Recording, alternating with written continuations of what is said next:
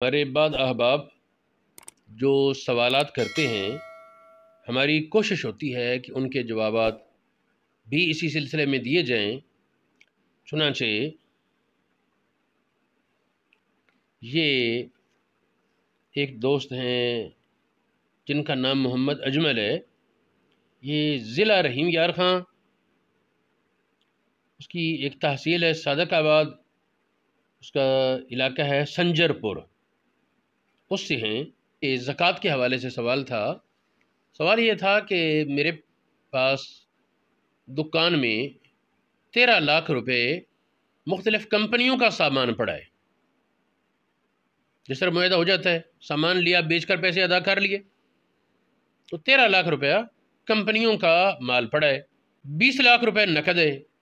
پھر وہ کہتے ہیں کہ 20 لاکھ روپیہ ہمارا وہ سرکٹ میں پھیلا ہوا ہے مختلف دکانوں پر، مختلف لوگوں کے پاس قرض جو لینا ہے وہ 20 لاکھ ہے، اور 20 لاکھ وہ سامان اور نقدی موجود ہے، 13 لاکھ وہ کمپنیوں کا ہے۔ میں نے یہ بتایا کہ یہ 13 لاکھ جو کمپنیوں کا ہے یہ قرض ہے، جو 20 لاکھ نقد اور سامان آپ کے پاس ہے وہ اس کی زکوٰۃ لازم ہے۔ جو قرضہ ہے اس میں بہتر یہی ہے کہ ساتھ حساب کیا جائے، کیونکہ ظاہر ہے یہ قرض اس طرح کا نہیں جس کے ملنے کی امید نہ ہو، یا یہی ہے کہ مل جائے گا 6 مہینے میں، 4 مہینے میں، سال میں، 2 سال میں۔ تو اس کا یہی طریقہ ہے کہ جب بہتر یہی طریقہ ہے کہ جب موجود مال کی زکوٰۃ کا حساب کیا تو ساتھ اس قرضے کا بھی زکوٰۃ کا حساب کر لیا جائے، ملکیت مان کر۔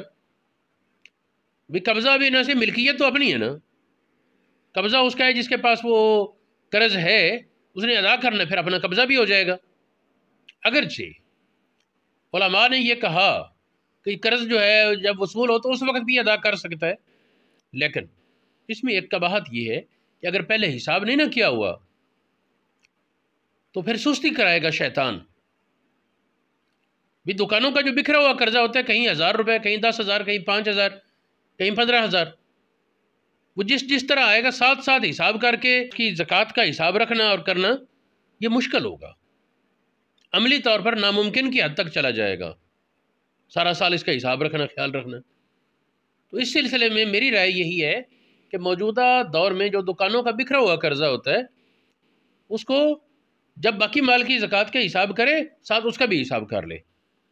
ہاں، ادا کرنے میں اگر ابھی مشکل ہے جب مزید کوئی قرضہ وصول ہو اس میں سے ادا کر لے، لیکن اولین فرصت میں، کیونکہ جو قرض کی رقم ملنے پر ادائیگی ہے اس میں ایک اور قباحت پیدا ہوتی ہے، وہ یہ مثال کے طور پر کسی کے ذمہ 10,000 روپیہ قرض تھا، اس کی تیسرے سال بعد وہ رقم وصول ہوئی۔ اب عام لوگ کیا کریں گے؟ وہ کہیں گے جی 1000 روپے کے 25 اور 10,000 میں سے 250 روپیہ بنا، 250 روپے زکوٰۃ ادا کر دی، اپنے آپ کو بری ذمہ سمجھیں گے، حالانکہ اس پر 3 سال کی زکوٰۃ تھی۔ پھر 3 سال کی زکوٰۃ کیسے؟ پہلے سال پورے 10,000 کی زکوٰۃ دے، دوسرے سال 10,000 میں سے 250 کم 9,775 روپے کی زکوٰۃ کا حساب کرے، تیسرے سال کی زکوٰۃ میں 9,500 روپے کی زکوٰۃ کا حساب کرے۔ تو اس میں بڑی مشقت اور پریشانی کی صورت ہے، اس لیے بہتر یہ ہے کہ ہر سال پر جب سال کی باقی زکوٰۃ کا حساب کیا تو ساتھ ہی جو قرض بکھرا ہوا ہے اس کا بھی زکوٰۃ کا حساب کر لیا۔